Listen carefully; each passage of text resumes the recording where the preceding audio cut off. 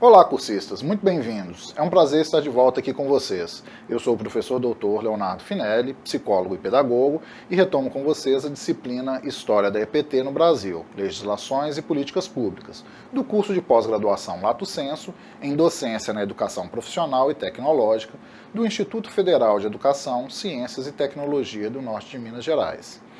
Em sequência à nossa formação, discutiremos a estruturação dos IFs no Brasil, instituídos como políticas públicas comprometida com todo o social, como algo que funda a igualdade na diversidade. Sua implementação visa a ampliação da oferta de cursos técnicos, sobretudo na forma de um ensino médio integrado, inclusive utilizando a EAD. Mas passemos então ao material para a gente discutir melhor. Solicito para vocês que durante as aulas estejam munidos de caneta e papel, para caso surja alguma dúvida, vocês possam anotar e depois postar no nosso fórum Tirar Dúvidas. Passemos então ao material.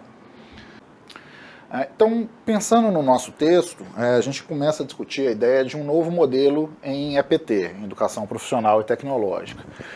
O MEC criou esse novo modelo de instituição de EPT estruturado a partir do potencial instalado nos antigos, atuais e antigos Centros Federais de Educação Tecnológica, os Cefetes, as escolas técnicas federais, agrotécnicas e vinculadas às universidades federais, e nos novos Institutos Federais de Educação, Ciências e Tecnologia, os IFs.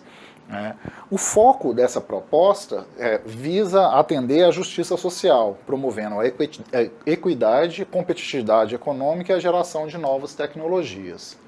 Voltando-nos para a nossa pós dos institutos federais, ou melhor, voltando-nos para EPT dos Institutos Federais de Educação, a gente tem que a implementação desses se deu nos primeiros registros de debates, sempre esteve relacionado ao conjunto das políticas para EPT.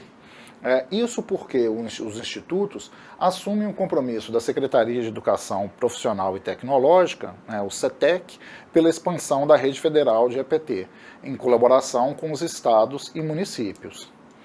Então, essa proposta visa a ampliação da oferta de cursos técnicos, sobretudo na forma de ensino médio integrado, inclusive utilizando a EAD, ligados à elevação da escolaridade, um item que está previsto no Programa de Educação Profissional Técnica do nível médio integrada, ao ensino médio na modalidade de educação de jovens e adultos, promovidos pelo PROEJA. Então, pensado como política pública, os institutos são instaurados como entes mantidos pelo orçamento público central, comprometido com todo um fazer social como algo que funda a igualdade na diversidade, tanto no campo social, econômico, geográfico, cultural, entre outros. Nesse sentido, essa política pública está articulada a outras políticas, por exemplo, as políticas de geração de trabalho e renda, ou as políticas de desenvolvimento setorial, de desenvolvimento ambiental, de desenvolvimento social e mesmo dentro das próprias lógicas das políticas de desenvolvimento educacional. Em termos da institucionalidade dos institutos, a criação dos IFs deve ser reconhecida como uma ação concreta das políticas da educação brasileira, com um recorte especial para aquelas voltadas à educação profissional e tecnológica e em relação à utilização da rede federal de ensino. Isso porque ela tem o compromisso de transformação e de enriquecimento dos conhecimentos objetivos capazes de modificar a vida social e atribuir-lhe um maior sentido e alcance no conjunto das experiências humanas. Proposta, então, que é incompatível com uma visão conservadora de sociedade. Então, trata-se de uma estratégia de ação política de transformação social. Nós já discutimos anteriormente que a EPT, a Educação Profissional e Tecnológica, ela vem com um histórico de produção brasileira que é bastante mais antigo. Desde o início do século passado, ou desde meados do século passado, a gente já começa a pensar na lógica da educação profissional e tecnológica. Mas, em termos dessa proposta, a gente vai ter uma grande modificação no início desse século, quando a gente começa a pensar na instauração dos institutos federais, pensando numa nova forma, ou numa nova percepção de oferta da educação profissional e tecnológica como uma política pública para desenvolvimento social. Então, os institutos, né, são instituições que articulam a educação superior, básica e profissional de uma maneira pluricurricular e multicamp, especializada na oferta de educação profissional e tecnológica em diferentes níveis e modalidades de ensino. Então, quando a gente pensa nessa proposta em relação aos institutos federais, né, diferentemente de como eu trouxe mais cedo sobre os antigos Cefetes que já existem há mais tempo, ou sobre as escolas agrotécnicas relacionadas às universidades federais, como elas já vêm com uma tradição de construção de conhecimento, com uma tradição de construção para o mercado de trabalho, os institutos federais trazem uma certa novidade em termos de pensar numa proposta de educação pluricurricular, multicamp, que era mais difícil de ser pensada, ou que tinha mais dificuldade em termos de implementação nessas outras redes, né, Cefet e nas escolas agrotécnicas, e em especial com uma formação no nível do tecnólogo, que vai ser uma formação aí que vai apresentar uma equivalência à educação superior. Então a gente está falando agora com essa proposta dos institutos de uma modalidade de ensino que é nova, ou relativamente nova. A gente está falando de nova no sentido de da fundação dos institutos federais, então início do século XXI, e associada a essa especificidade dessa formação do tecnólogo, algo que nós não tínhamos como muita clareza no passado. Então, o Instituto Federal atua como uma incubadora de políticas sociais, uma vez que constrói uma rede de saberes que entrelaça cultura, trabalho, ciência e tecnologia em favor da sociedade. Nesse sentido, os institutos respondem à necessidade de institucionalização definitiva para a educação profissional e tecnológica como uma política pública. Vejam que ela já existia, vejam que a gente já falava de EPT na modalidade pública e na modalidade privada, mas a instauração dos institutos fundamenta ou regulamenta, institucionaliza essa política pública de implantação da EPT. Então, enquanto uma política pública, os IEFs assumem o papel de agentes colaboradores na estruturação regionalizada e estabelecem uma interação do poder público com as comunidades locais. Há um processo de parceria e há uma necessidade, até em termos da implementação dos IEFs, dessa parceria entre instituição e a comunidade no qual ela se insere. Então, odiernamente, eles avançam da proposta histórica de formação de nível técnico e médio, para a proposta de formação de educação superior, básica e profissional. Então isso tem um impacto muito significativo, com essa nova estruturação dos institutos, que lida com a possibilidade do aluno de se capacitar, se inserir no mercado de trabalho e, posteriormente, a partir das suas demandas pessoais ou das demandas laborais, ele dá sequência com a sua formação, avançando para uma pós-graduação, para um mestrado e para um doutorado, sem ter a necessidade, como acontecia no passado, quando a formação técnica era de nível médio, de que ele fosse cursar uma graduação. Muitas vezes já aconteceu do aluno ter a graduação técnica, a formação em nível técnico,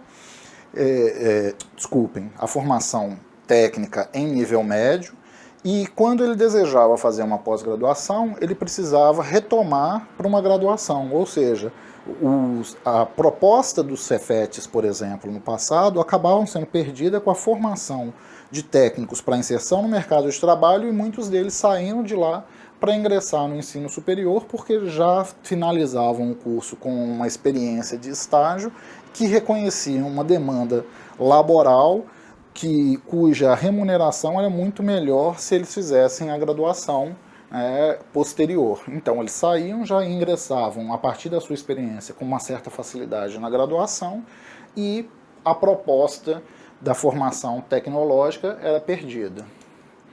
Então, nesse sentido, o Instituto recorre ao local e ao regional para conciliar uma antinomia local versus global na perspectiva da sua superação, né? De superar essa formação local dentro de uma perspectiva de uma formação que seja global, que habilite esse profissional não só para atuar na sua área, na sua regionalidade, mas para que ele possa aprender a aprender e, a partir daí, buscar novas perspectivas. Nesse sentido, estabelece sintonia com outras esferas do poder público e da sociedade, na construção de um projeto mais amplo para a educação pública, com singularidades que lhe são bastante próprias, passando a atuar como uma rede social de educação profissional e tecnológica. Assim, os institutos reúnem princípios e valores que convergem para fazer valer uma concepção de EPT em sintonia com valores universais do ser humano. E daí a importância de assegurar nos institutos o lugar da arte e da cultura, que nem sempre é reconhecido ou priorizado, até em função da perspectiva de formação para o mercado de trabalho, onde essa parte dessa formação humanística que tem um caráter propriamente de uma formação de ensino superior, de certa forma, em alguns momentos, mitigada, né, reduzida, cortada nos currículos da formação profissional. Pensando na relação entre o desenvolvimento local e regional e os institutos atuam no sentido de desenvolvimento local e regional, na perspectiva da construção da cidadania, sem perder a dimensão do universal. Nesse sentido, ele objetiva provocar um olhar mais criterioso em busca de soluções para a realidade de exclusão que, ainda nesse século, castigam a sociedade brasileira no que se refere ao direito aos bens sociais e, em especial, à educação. Os institutos, então, constituem um espaço fundamental da construção dos caminhos com vista ao desenvolvimento local e regional. Para tanto, ele vai além da compreensão da educação profissional e tecnológica como uma mera instrumentalizadora de pessoas para o trabalho determinado por um mercado que impõe os seus objetivos. O Instituto situa a educação como uma possibilidade do indivíduo no desenvolvimento da sua capacidade em termos da geração de conhecimentos e de uma prática interativa com essa realidade no qual esse indivíduo se insere. Ao entrar em contato com a cultura de um território, ela se altera a partir do processo interativo que é instaurado. Então, quando a gente pensa na instauração de um Instituto Federal com a proposta de cursos de educação profissional e tecnológica, a gente começa a pensar numa proposta de mudança e de desenvolvimento social e local daquela regionalidade.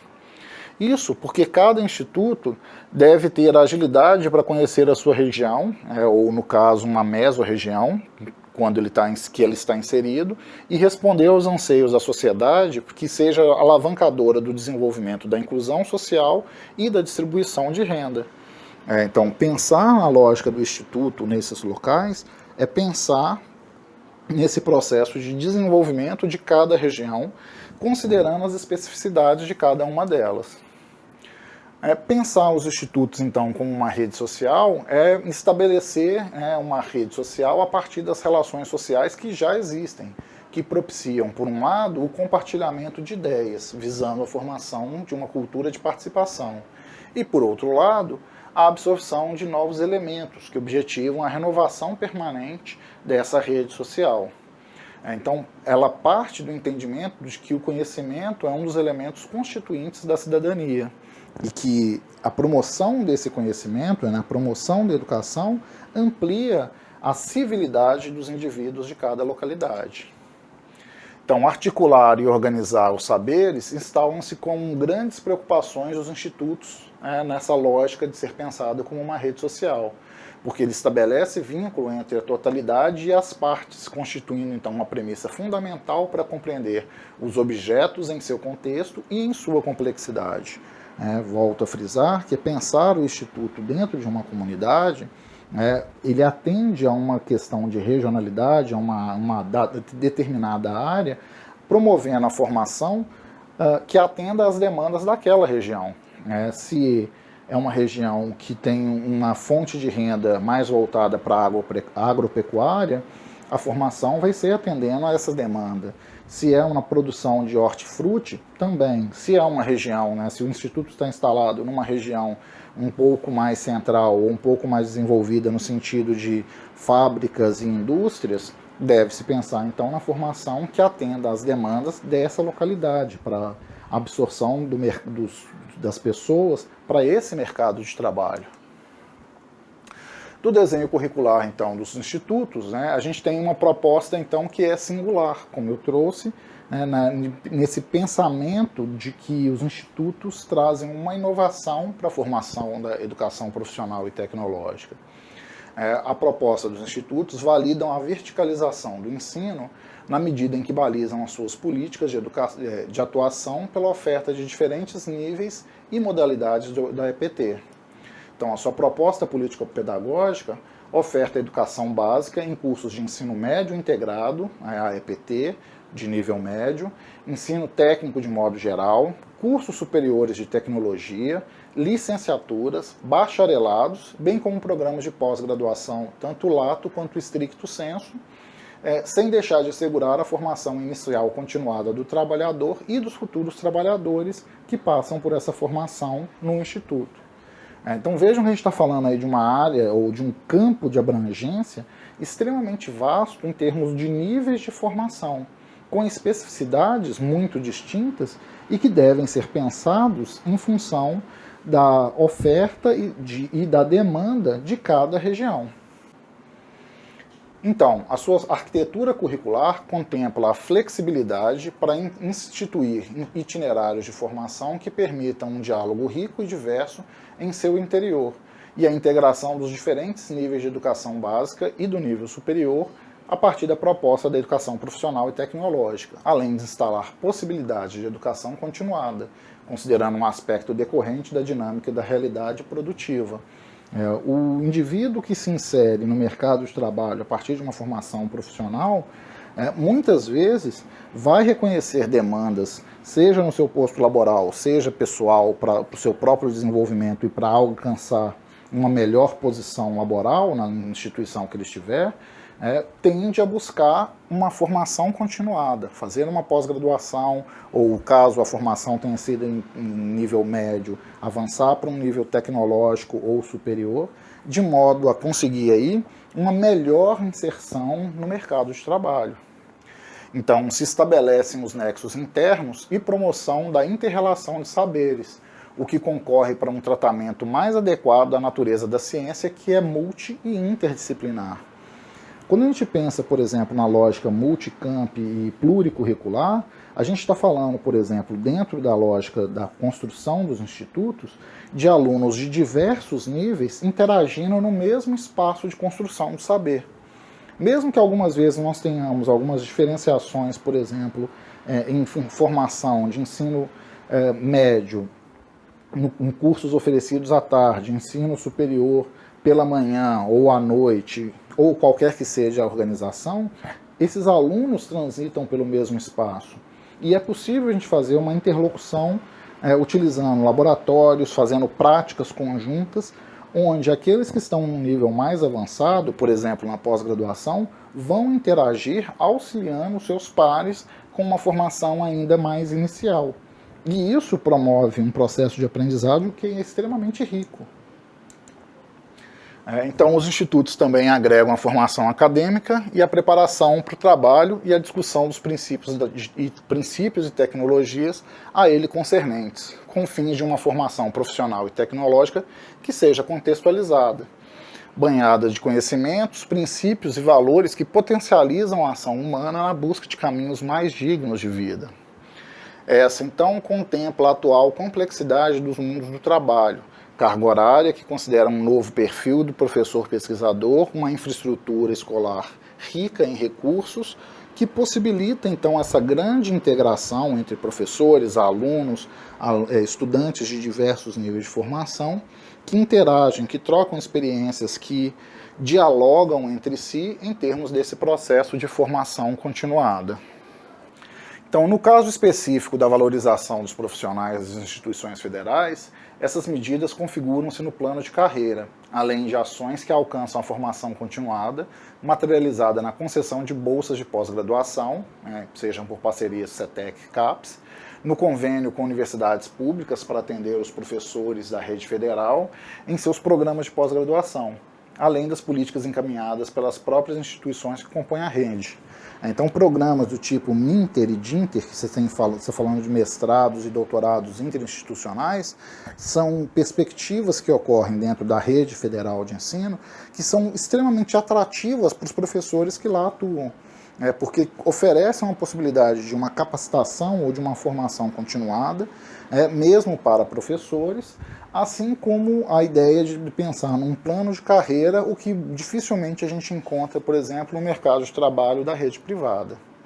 Então, atualmente na rede federal, mais de 70% dos profissionais são mestres e doutores. Isso tem um impacto extremamente significativo em termos da experiência desses profissionais. O profissional que atua na docência do ensino superior, ele precisa de estar antenado, precisa de estar ligado no tripé educacional, ensino, pesquisa e extensão. Então, pensando na EPT mais especificamente, o caráter da extensão tem um forte impacto em função de pensar a formação direcionada para o mercado de trabalho e para a atuação ou para atendimento das demandas desse mercado, que tem uma característica muito próxima da extensão. Mas, além disso, temos a possibilidade da formação continuada desses professores, que vão considerar, por exemplo, aspectos da formação didática, que melhora os aspectos do ensino, e é necessário também a gente pensar na pesquisa, tanto para o desenvolvimento de novas tecnologias de inovação, quanto em termos da possibilidade de trazer informações novas e atualizadas para esse processo de formação.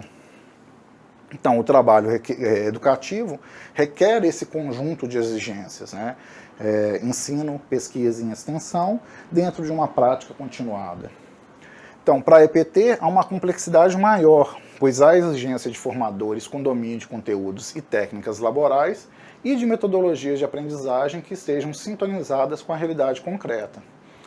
Conhecimento, apropriação das tecnologias, desenvolvimento nacional, local e regional sustentável, e incitam os sujeitos à reflexão da pesquisa, que sejam abertos ao trabalho coletivo e à ação crítica e cooperativa, o que se traduz com um lidar reflexivo que realmente trabalhe com a tecnociência.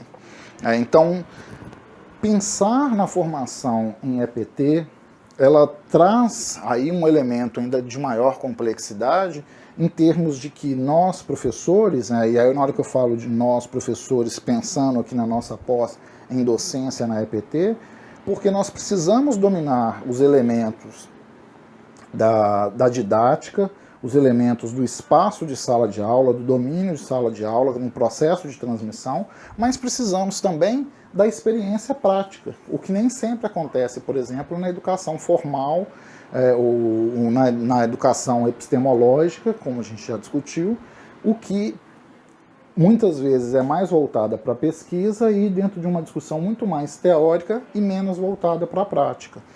Quando a gente pensa na constituição dos institutos, laboratórios e atuação prática são elementos fundamentais para essa formação, que demandam a experiência do professor, não só do conhecimento teórico, mas também do conhecimento prático, em que algumas vezes há uma diferenciação, há um intervalo ali, há uma lacuna entre a teoria e a prática na hora de operacionalizar os conceitos.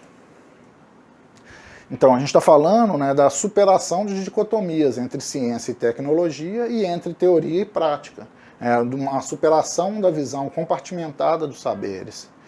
Lidar com a tecnociência traz para dentro do processo de construção do conhecimento a necessidade de definitivamente instalar a pesquisa como um princípio educativo, para além de ser um princípio científico. O fazer pedagógico dos institutos, então, ao trabalhar na superação da separação ciência e tecnologia e teoria e prática, na pesquisa como princípio educativo e científico, nas ações de extensão como forma de diálogo permanente com a sociedade, revela sua decisão de romper com o formato consagrado por séculos de lidar com o conhecimento de forma fragmentada.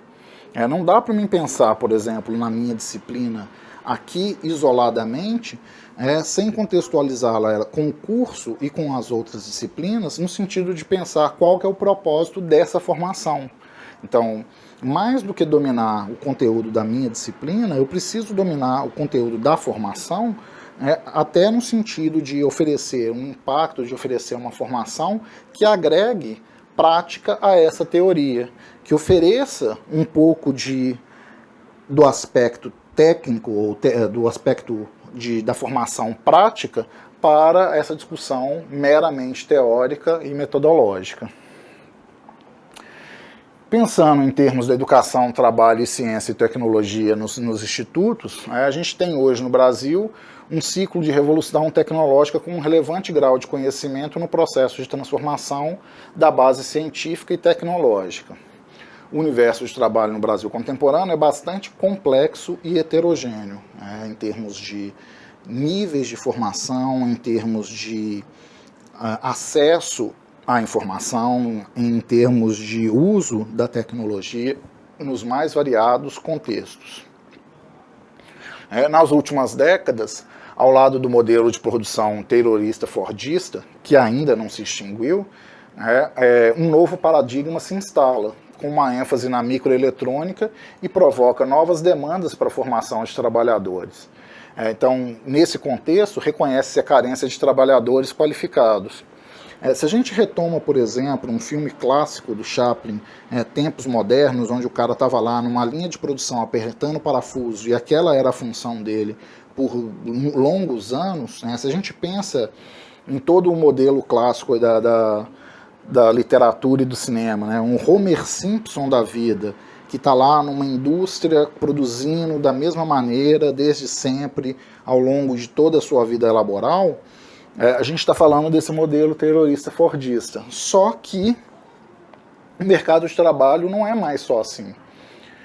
Dificilmente você vai ter um profissional e um jovem profissional, pensando na formação dos nossos alunos, então um jovem profissional que vai ingressar numa dada instituição de trabalho, ou um dado campo de trabalho, e que vai ficar nesse campo de trabalho por mais de 5 anos, que vai ficar na mesma empresa por mais de 5 anos. Então, construir ou constituir uma carreira é pensar nessa lógica da microeletrônica, por exemplo, de que os processos vão ser modificados. Ele vai precisar continuar se capacitando e ele vai precisar se preparar para as mudanças do mercado de trabalho. Nesse sentido, a gente precisa de trabalhadores qualificados. No texto que a gente está usando como base, traz algumas informações, a pesquisa revela que somente 18,3% do total das pessoas que procuram trabalho no Brasil tem qualificação adequada para imediatamente atender o perfil de desempregados atualmente aberto.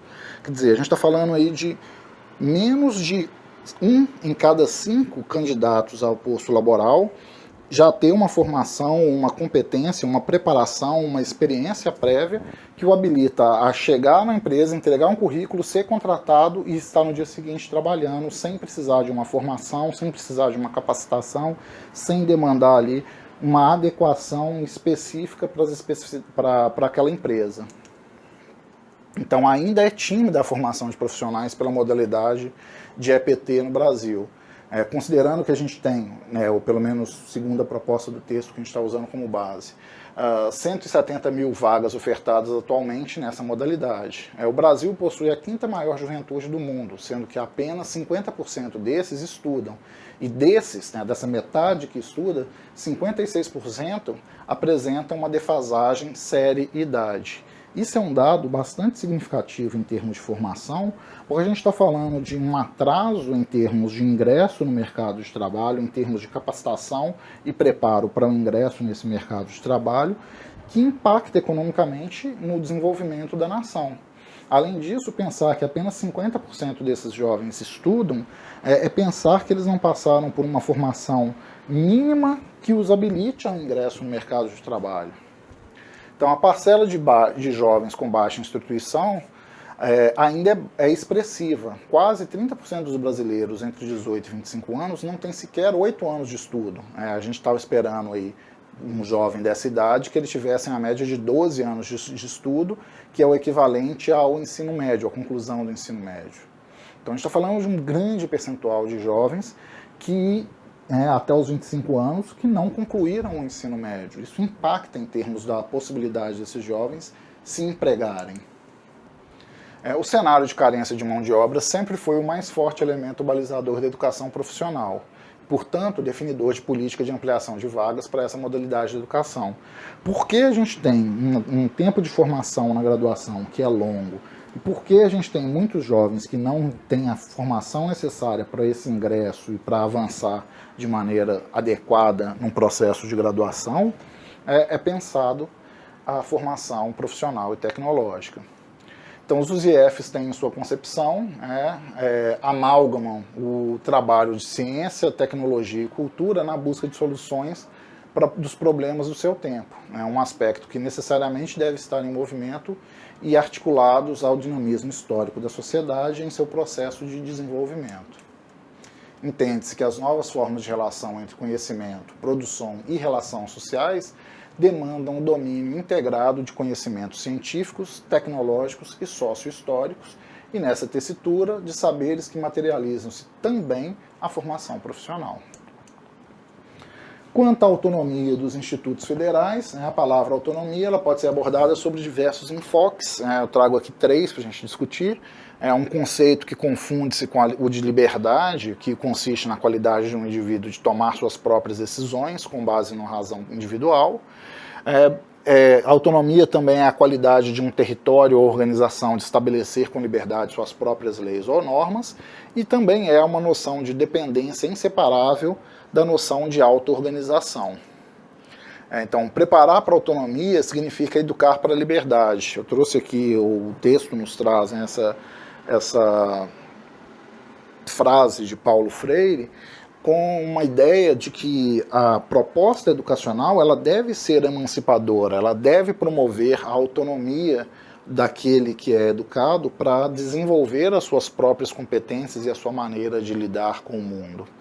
É a liberdade que possibilita aos homens conviver de forma politicamente organizada e consciente.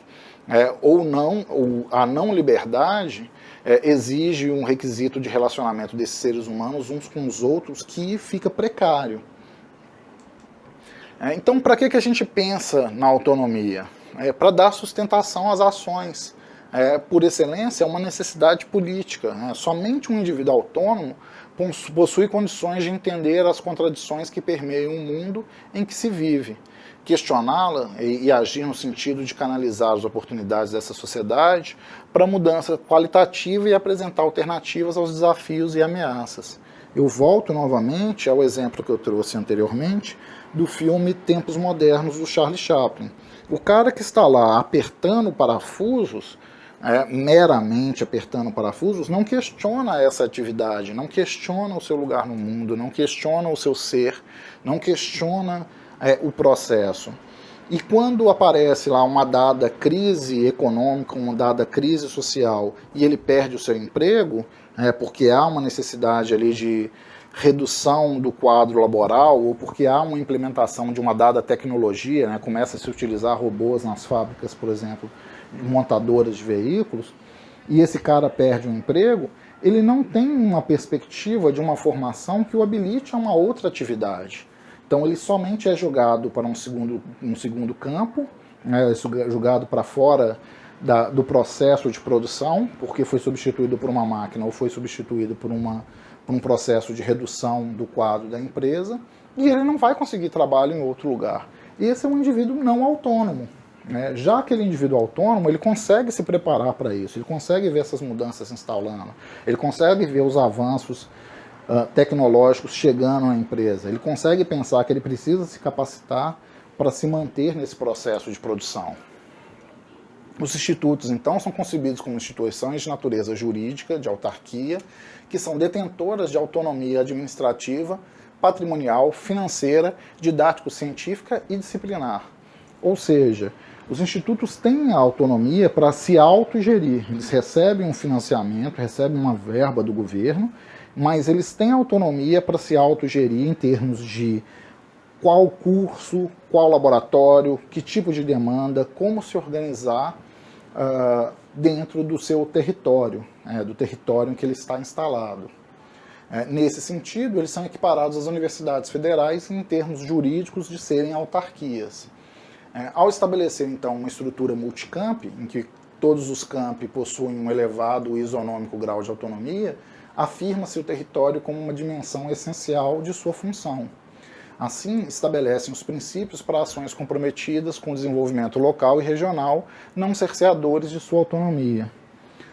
Vou retomar um elemento que eu já trouxe no início da nossa disciplina, que é pensar que nós estamos aqui nessa pós-graduação no IFNMG.